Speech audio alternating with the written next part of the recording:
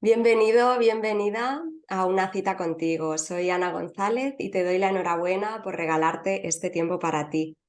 Hoy me acompaña Raúl Varela, CEO en España de la Fundación Mundial de la Felicidad y organizador de su festival, que siempre tiene lugar en torno al 20 de marzo, ya que es el Día Internacional de la Felicidad. Este año el World Happiness Fest tendrá lugar en Zaragoza del 17 al 20 de marzo y en Miami del 22 al 25 de este mismo mes. Raúl Varela es gallego, abogado y presidente del grupo empresarial Varela y Asociados, socio fundador de Red Mundo Atlántico y además es autor, mentor y profesor de liderazgo y felicidad corporativa. Apasionado de la buena música, el buen vino, la buena compañía, el aprendizaje continuo y los viajes, hoy está aquí en una cita contigo para desvelarnos los secretos de la felicidad e invitarnos a asistir al mayor evento en torno a este tema tan anhelado y perseguido para nuestro bienestar, como es el World Happiness Fest. Bienvenido, Raúl, ¿cómo estás? Muy bien, Ana, muchas gracias. A vosotros. ¿Nos puedes explicar, Raúl, en primer lugar, qué es la Fundación Mundial de la Felicidad, qué objetivos, qué valores persigue y promueve? La Fundación Mundial de la Felicidad es una organización internacional que no tiene ánimo de lucro y que tiene la sede en Miami. Y lo que hemos hecho recientemente es abrir una delegación en España. La fundación se fundó en el año 17 y fue Luis Gallardo el que promovió esta iniciativa. Y ese mismo año también se hizo el Festival Mundial de la Felicidad. Es una fundación que lo que hace es intentar dar voz a iniciativas, a líderes que estén alineados con lo que es la visión que tenemos en ella, que es tratar de hacer un mundo más libre, consciente y feliz. Y tenemos también una misión muy interesante que está alineada precisamente con un hashtag de la ONU, que es 10 billion happy by 2050, que viene a decir que vamos a intentar hacer felices a los 10.000 millones de personas que se prevé que haya en el mundo en el año 2050, ni más ni menos. Esa es la misión y la visión que tenemos en la Fundación, que resume un poco el propósito, ¿no? Y para ello, lo que hacemos, como te decía, es albergar y dar voces en una serie de iniciativas que llevamos a cabo durante todo el año desde la Fundación, que seguramente tendremos ocasión de comentar. Pues sí, me gustaría que me hablases un poquito y nos comentases qué acciones concretas se llevan a cabo a lo largo del año, además de este festival anual que se celebra. Pues mira, tenemos dentro de la fundación, la gente tiende a veces a identificar fundación y festival. El festival es una de las partes de la fundación, posiblemente la más destacada, ¿no? La más llamativa, pero fíjate que dentro de la fundación tenemos también 40 comisiones que le dan sentido precisamente a que muchas compañías e instituciones quieren sumarse a la fundación, ¿no? O, por ejemplo, tenemos un observatorio, el Observatorio Mundial de la Felicidad, muy parecido al del Foro Económico Mundial, de hecho nos lo hizo la misma empresa desde Davos, pero en este caso enfocado a bienestar y felicidad. O la propia Academia Mundial de la Felicidad, un centro de aprendizaje donde subimos todas las cuestiones relacionadas con nuestros cursos, nuestros webinarios, estamos ahora preparando un máster, tenemos un laboratorio para encuestas, para informes, para empresas, etcétera. Una editorial, la World Happiness Press, que se dirige en este caso desde México, porque este es un movimiento, como su propio nombre indica, mundial y está descentralizadas algunas de las cuestiones. Una cátedra en la Universidad de Zaragoza de Ciencias Contemplativas, la primera cátedra del mundo de habla hispana. Hacemos, por ejemplo, viajes también todos los años a Bután, que es un reino relacionado con la felicidad, donde tenemos muy buenas relaciones políticas y diplomáticas. Estamos, por ejemplo, ahora, Ana, preparando un certificado muy interesante de empresas de felicidad con una reconocida certificadora internacional que vamos a coliderar desde la Fundación y esta certificadora. Bueno, tenemos un proyecto fantástico, después te comentaré, de ciudades de felicidad alrededor del mundo, una comisión de consultoría, bueno, muchísimas cuestiones que se pueden ver con más profundidad en nuestra página web, pero bueno, para dejaros una pincelada, yo creo que es suficiente con lo que te acabo de comentar.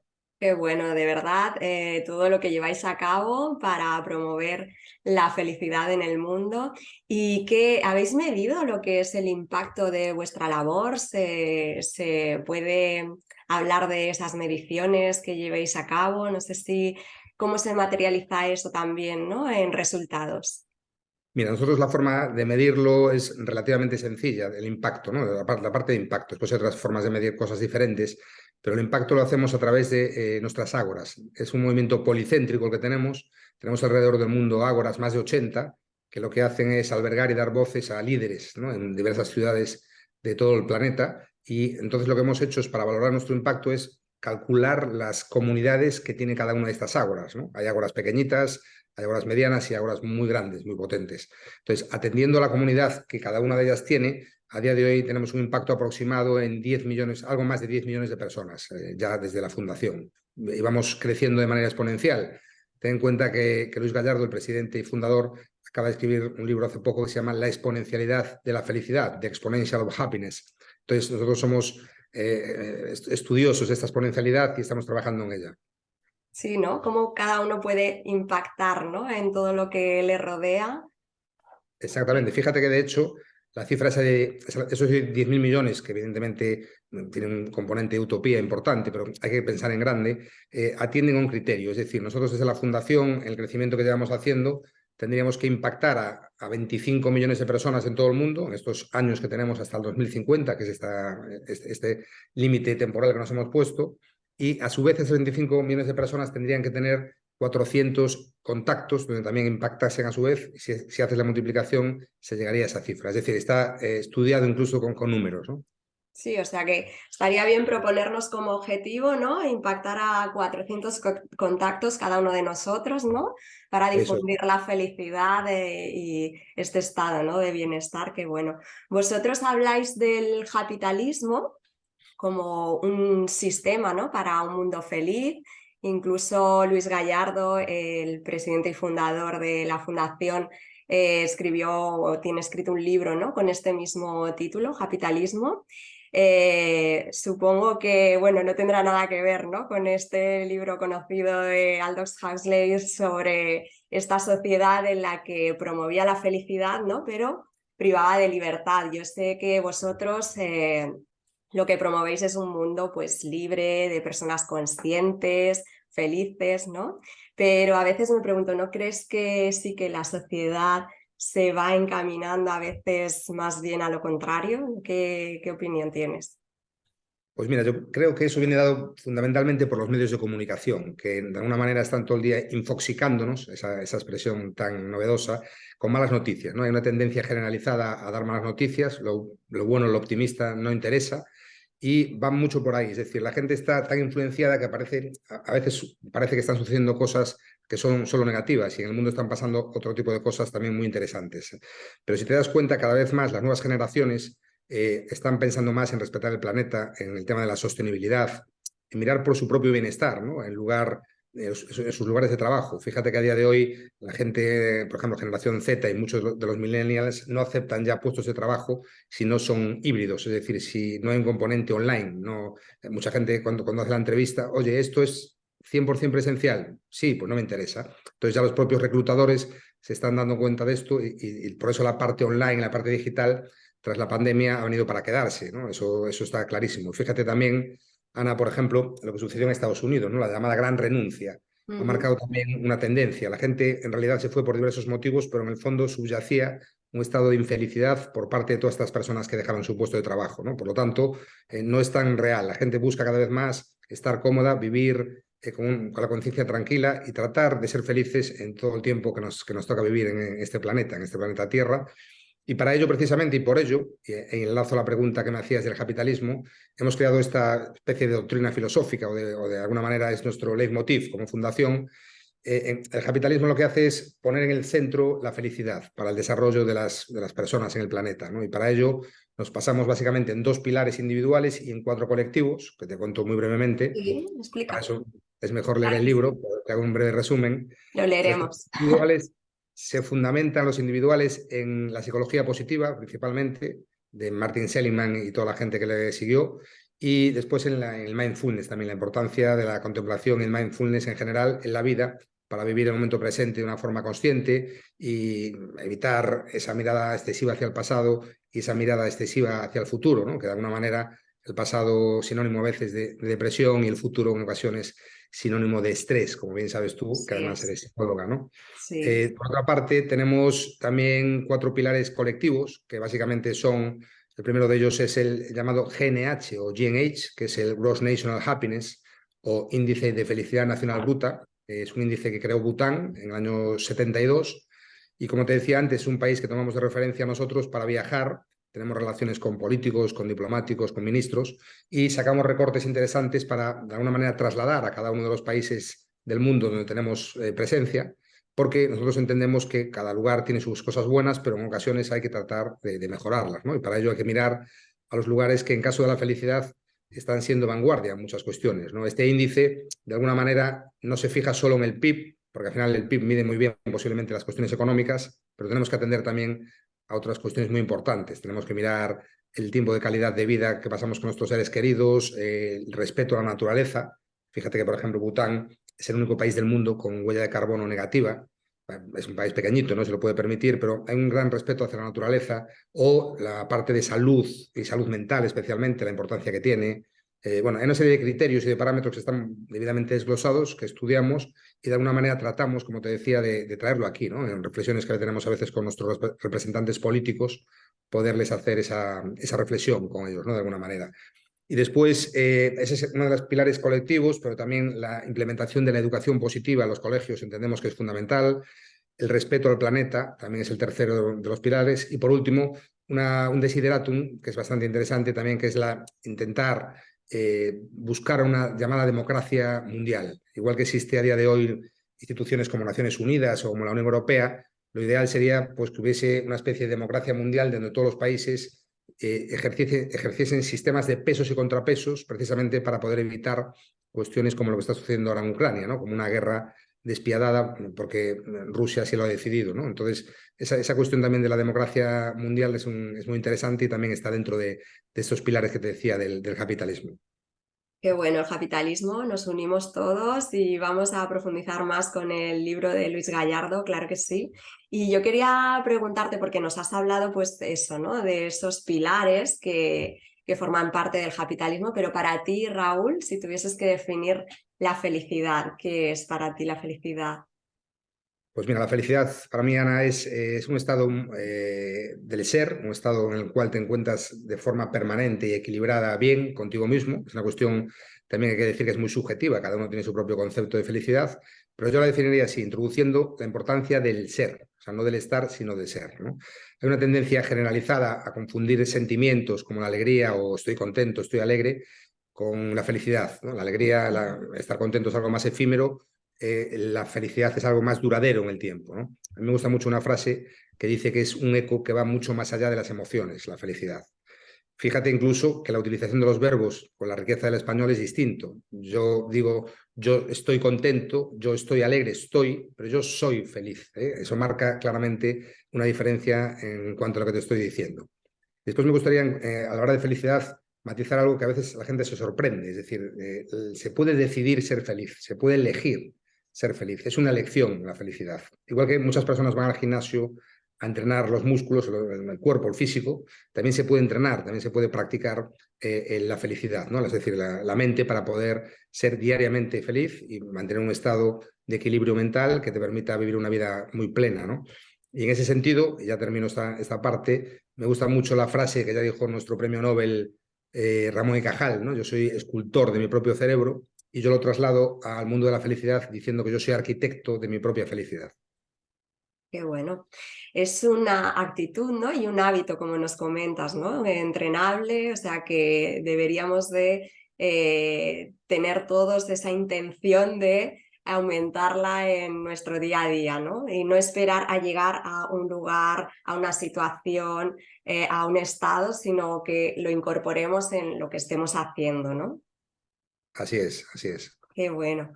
¿Y cómo repercute la felicidad en todos los ámbitos? ¿Cómo repercute en el ámbito laboral, por ejemplo, social, educativo, Pues mira, comunitario? repercute mucho y de forma muy clara.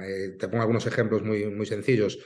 La gente feliz, por ejemplo, no mata, ¿no? Estamos acostumbrados a escuchar todos los días en la tele y en la radio noticias nefastas de asesinatos, homicidios, etcétera. Pues la gente feliz no lo hace. Eso es una repercusión muy importante a la sociedad. La gente feliz vive una vida plena, una vida totalmente consciente y plena. Disfruta cotidianamente de la vida. La vida feliz, hablando del trabajo, la gente feliz, perdón, hablando del trabajo, pues trabaja en armonía, trabaja en lugares donde se encuentra cómoda y disfruta de su trabajo, etcétera, etcétera. Es colaborativa también, ¿no? Es que Colaborativa es expansiva, la felicidad es contagiosa, ¿no? Está claro, ¿no? Es decir, tú cuando a veces te encuentras con gente que es una persona que es feliz, da gusto estar con ella, ¿no? Porque realmente te apetece estar junto a ella y no con el triste, con el gris, que dices, oye, te echo una mano si quieres porque estás pasando un mal momento, pero no te pases toda la vida así, porque al final Claro. me vas también a contagiar, ¿no? Porque igual que se contagia la felicidad, también se contagian sentimientos como la tristeza, etcétera, ¿no? Así es. Está la filosofía también del Hegel, que nos habla de la felicidad en las pequeñas cosas, ¿no? Que viene de Dinamarca. Y bueno, pues hasta creo que el año pasado, cuando se ha medido el tema de la felicidad, también se ha visto que los daneses es uno de los países más felices del mundo, ¿no? Superado creo el año pasado por Finlandia. Eh, entonces, respecto a esto, ¿por qué ellos son los más felices del mundo o por qué esta filosofía ha ahondado tanto, ¿no? En hacer crecer la felicidad? Pues mira, Ana, eso, eso responde a una cuestión, a mi juicio, bastante clara, que es el World Happiness Report, que es el informe mundial de la felicidad más conocido, detrás del cual está Gallup y Naciones Unidas, utiliza una serie de parámetros o criterios que favorece siempre a los países nórdicos. Cuando tú utilizas como criterios principales cuestiones como la igualdad de género, la conciliación familiar, la calidad de la sanidad, la sensación de corrupción de los políticos en el país, etcétera, etcétera, esos criterios favorecen a países nórdicos. De hecho, siempre están en la lista, en el top 5, siempre están países nórdicos como Finlandia, Suecia, Noruega, Dinamarca, Luxemburgo, etcétera, ¿no? Entonces, eso es muy importante que a veces la gente no lo reflexiona. ¿Por qué están en esos puestos esos países y España está en el 29? En el último informe, España está en el 29, ¿no? Ahora, en el año, este año 23, el día 20 de marzo, siempre sacan el informe a ver en qué puesto salimos, ¿no? Y yo hago una reflexión al respecto. Fíjate que estos países, a mi juicio, en realidad no son tan felices como los pintan. De hecho, si hacemos una comparativa con un país como España, que conocemos bastante bien, tienen índices muy superiores de violencia familiar, de alcoholismo, de suicidios, etcétera, etcétera, ¿no? ¿Qué ocurre? Que en España no se usan esos criterios, pero si se usasen criterios como, por ejemplo, imagínate, horas de sol, la calidad del clima, el buen clima que tenemos, la calidad de la comida, las relaciones interpersonales entre familia, amigos, etcétera, seguramente no estaríamos en el puesto 29, sino muchísimo más arriba, yo creo.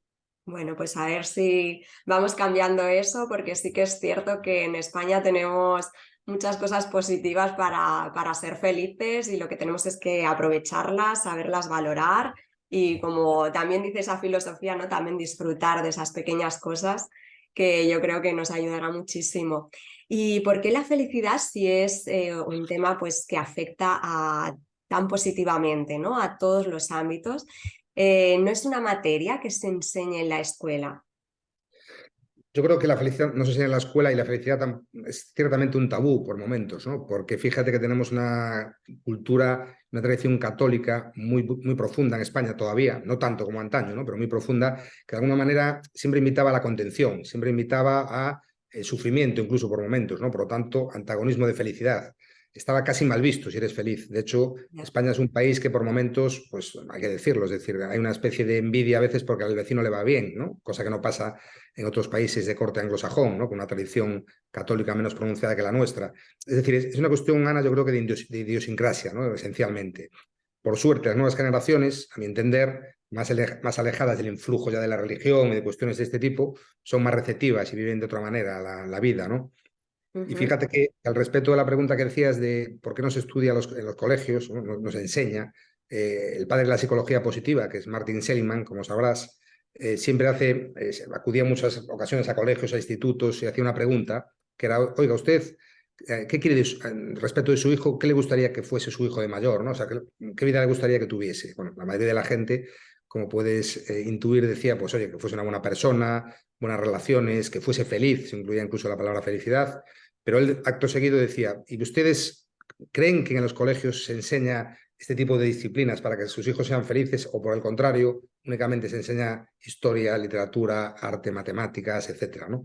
Es decir, esa es la gran reflexión que tenemos que hacer y desde la fundación la queremos hacer y queremos de alguna manera promover la educación positiva, la inteligencia emocional y la introducción de materias de esta naturaleza en los currículos de los colegios, ¿no? Tanto públicos como privados. Y estamos en ello. De hecho, tenemos una comisión de educación y estamos muy centrados en promover este tipo de educación en España y en otros países también.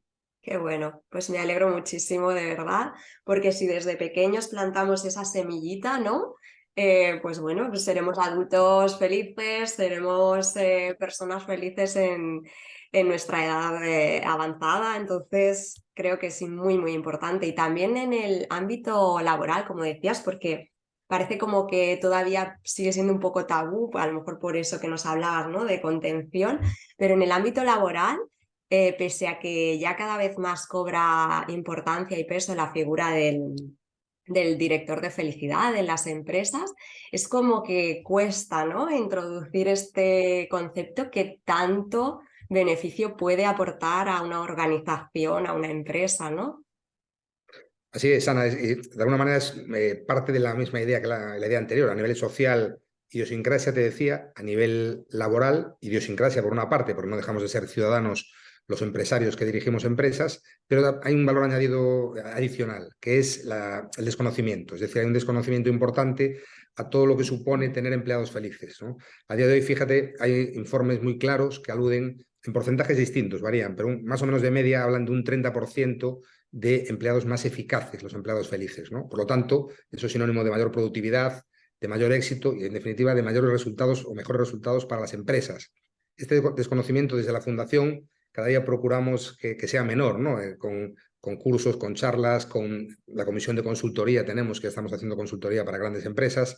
Y además, esta cuestión, que como tantas de Estados Unidos marca la tendencia en muchas cosas, inicialmente fue marcada por las empresas tecnológicas, ¿no? Pensemos en Microsoft, en Google, en Apple, etcétera, que marcaron esta tendencia, ¿no? A esos espacios de trabajo más cómodos, más flexibles, donde los empleados pues, eran más felices en definitiva, ¿no? Pero a día de hoy ya no es así. A día de hoy muchas empresas de todos los sectores se han dado cuenta de esto, mucho en Estados Unidos, pero cada vez más en España, y fíjate que no solo no solo revistas especializadas del sector de recursos humanos y de talento, dirección de personas, etcétera, lo recogen, sino que ya revistas generalistas y muy, muy conocidas como Forbes o Business Insider recogen claramente estos estudios y esta tendencia que sin duda ha venido para quedarse y cada vez para evolucionar para mejor.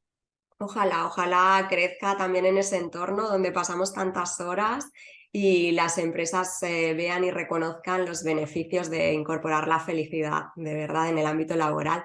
Nos has hablado un poco, pues eso, de ese impacto, de esas mediciones incluso que habéis hecho en ese ámbito, tanto en el laboral como en la educación. ¿Y nos puedes contar algún ejemplo, algún caso de éxito, algo como más concreto, no sé qué? Que haya sido impactante.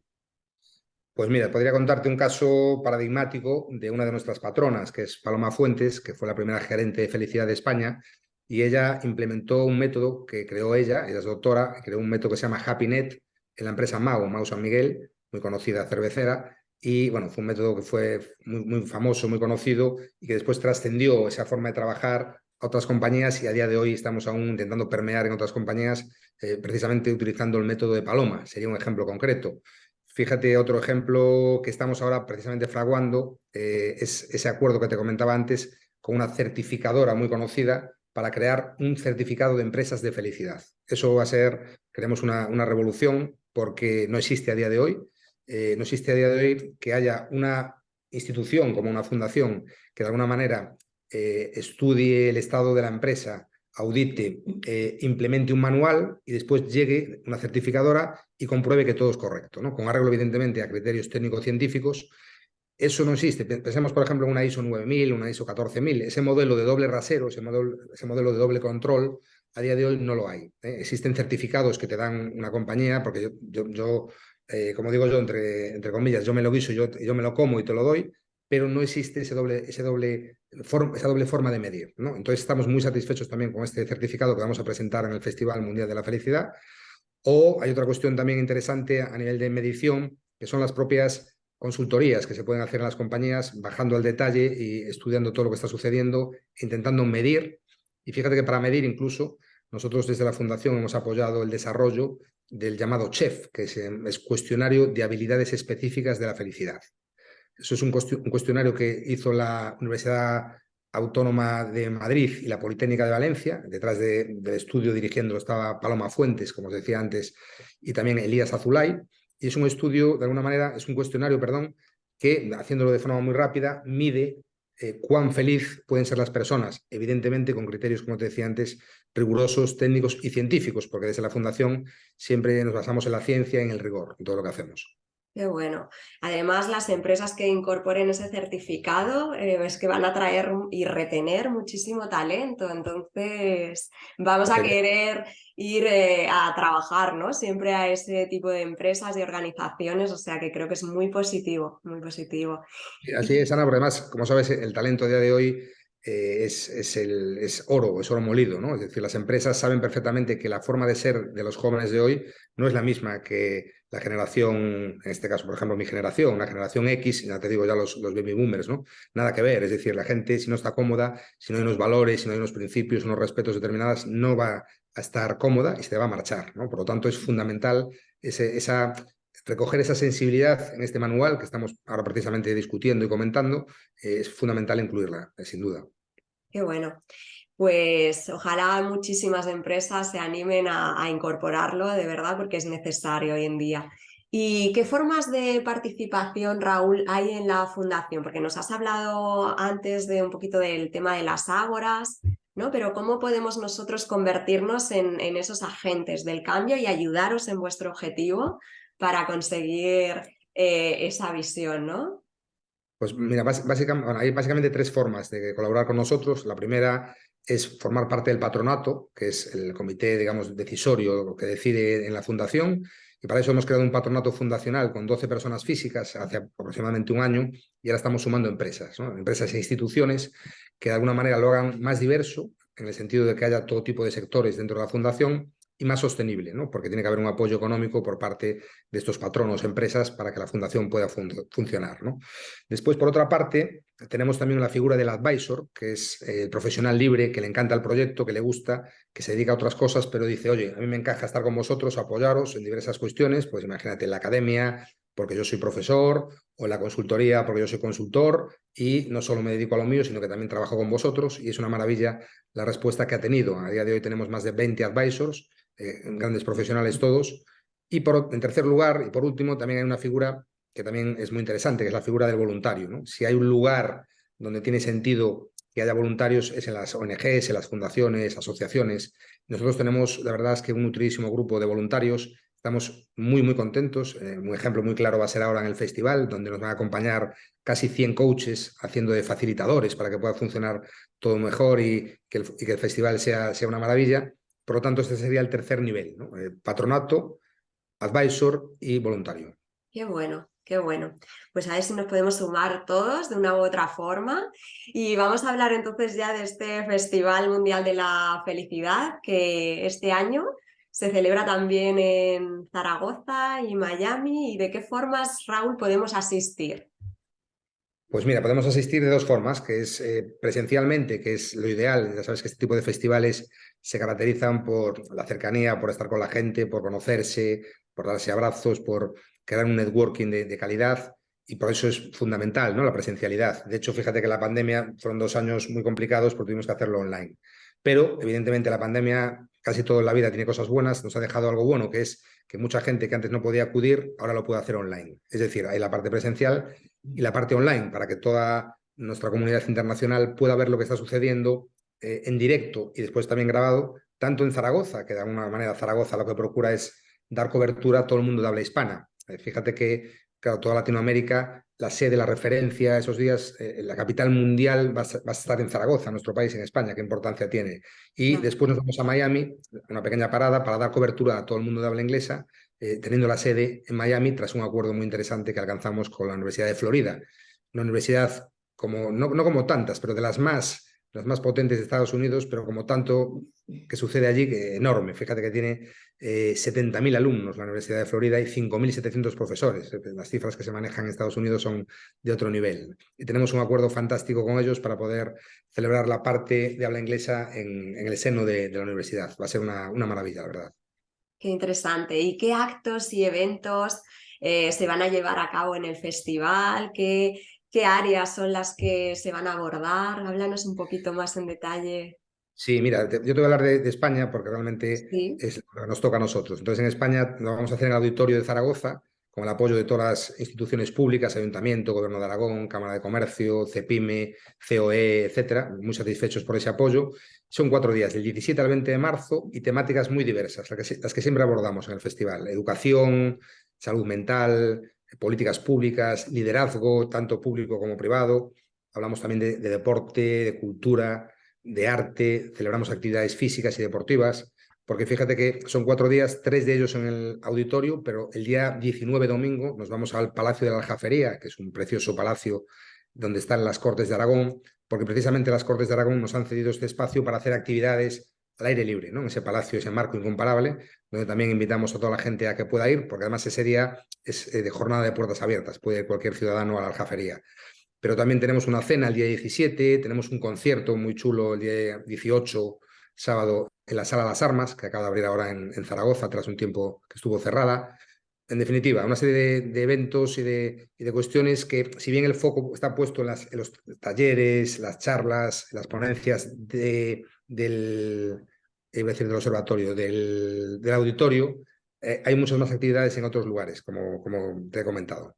Sí, sí, un festival pues a lo grande, con muchísimas actividades, donde cada uno puede también un poco ir en función de sus intereses y lo que más le llame a esa actividad y a ese lugar que más le apetece y sobre todo un encuentro donde el tema central es la felicidad, ¿no? O sea, es estupendo.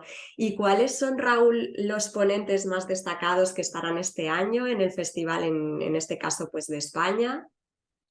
Pues mira, por barrer para casa, Ana, te voy a nombrar algunos de los que son patronos de la fundación, que es gente muy conocida en su sector.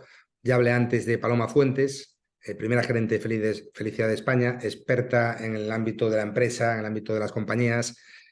Javier García Campayo, un conocido también zaragozano que juega en casa, en este caso Javier, psiquiatra, un grandísimo experto en mindfulness, fue el que creó el primer máster español de todo el mundo de habla hispana, no solo de España, de mindfulness hace 10 años, un reputado psiquiatra que trabaja en el Hospital Miguel Servet, que es profesor en la universidad y forma parte también de la fundación. Recientemente Javier además está bastante de moda porque está yendo mucho al programa de Iker Jiménez en Cuatro, a hablar de un libro que ha sido muy famoso, ¿no? Que está resultando muy interesante, que es el libro que escribió sobre sueños lúcidos. Y Javier forma parte también de la fundación y va a estar con nosotros, ¿no? En este caso presentando con otro ponente, con Luis Gallardo, el libro que acaban de escribir en coautoría, el capitalismo, que comentabas antes. Lo van a presentar. De hecho, el festival, después de digamos, de la sesión inaugural con las autoridades, arranca con la presentación del libro Capitalismo, como no podría ser de otra manera. O, por ejemplo, por ponerte otro nombre, Teresa Viejo, una conocida periodista, escritora, que también forma parte de la fundación y estará con nosotros también para presentar su último libro, La niña que todo lo quería saber, porque Teresa es experta en curiosidad y la curiosidad, como sabes, Ana, tiene muchísimo que ver también con la felicidad. Ya termino con esta pregunta haciendo hincapié en una cuestión que hemos además publicado justo hoy, que hemos hecho pública hoy, es la concesión de 2 premios mundiales de la felicidad, porque tenemos 12 premios mundiales de la felicidad, a Javier García Campayo y a Paloma Fuentes, que serán entregados el día de la cena, el día 17, en el Hotel Silk en Reino de Aragón, donde hacemos la cena de gala del festival. Vamos a aprovechar para darle los galardones a Javier y a Paloma. Qué interesante, qué bueno. Creo que, vamos, no tenemos excusa para no estar este año de una u otra forma. Quien no pueda asistir físicamente, que lo haga online. Y no sé si tú nos quieres decir por qué todos deberíamos de asistir a este festival, Yo creo que brevemente. a este festival hay que ir por muchas cuestiones, pero una de ellas es, por ejemplo, la reflexión, hacer una reflexión acerca de lo que está pasando en nuestras vidas, en el mundo alrededor. Para ello están los grandes expertos que nos van a acompañar, pero hay una cuestión muy importante, el aprendizaje. Es un festival donde se va a poder aprender muchísimo, donde se va a poder conocer gente, hacer un potente networking consciente, conociendo gente muy interesante, profesionales de diversa naturaleza, de diversos ámbitos. Y lo último, pero quizás lo más importante, para divertirse, para pasarlo bien. Qué interesante. Iremos, estaremos allí de alguna forma. Y para acabar la entrevista, siempre a modo de inspiración, quisiera que nos hablases de unas recomendaciones respecto a, por ejemplo, pues un libro, aparte del Capitalismo de Luis Gallardo, que ya lo hemos tomado nota, no sé, algo que esté relacionado o no con el tema o que a ti te haya impactado. Pues mira, hay un libro que me encanta, que es este, que es El hombre en busca de sentido, de Víctor Frankl. Me parece una maravilla de libro. Se lo recomiendo a todo el mundo. Que todos deberíamos de leer, muy bueno. ¿Y una película, Raúl? Pues una película que me ha gustado mucho en los últimos tiempos es la última versión, porque hay varias de Ha nacido una estrella, la que protagonizó Bradley Cooper y Lady Gaga. Qué buena. Y una canción, aunque esta película está llena. Pues mira, si esa película está llena de una canción, pues una canción, yo te diría cualquiera de Iron Maiden, que es mi grupo favorito, y quizás dentro de Maiden, pues elegiría Wasted Years. Qué bueno. Bueno, recordemos que en el festival también habrá música, buena música. Y por Sí. último, un viaje o lugar. Pues un viaje a un lugar, sin duda para mí sería Galicia, que es mi tierra y es una maravilla de sitio. ¿Y hay algún sitio en Galicia que nos recomiendes en especial ir y no perdernos si vamos a Galicia? Pues dentro de Galicia, mi ciudad, que es La Coruña, que es sin duda una de las ciudades más bonitas del mundo, no solo dicho por mí, sino por gente muy viajera, y es una maravilla. Os recomiendo sin duda que vengáis a visitarnos a Coruña por todo, por sus gentes, por sus parajes, por su comida, porque se disfruta mucho. Es una ciudad, precisamente una ciudad de felicidad. Qué bueno. Pues muchísimas gracias, Raúl, por haber estado en una cita contigo y habernos hablado de ese festival de la Fundación y de cómo expandir esa felicidad que tan importante es para nuestro bienestar. Así que te lo agradezco de corazón. Muchas gracias a ti, Ana, y ha sido un placer compartir este ratito contigo. Un placer y nos vemos en el festival. Así que namaste. Namaste. Adiós. Gracias.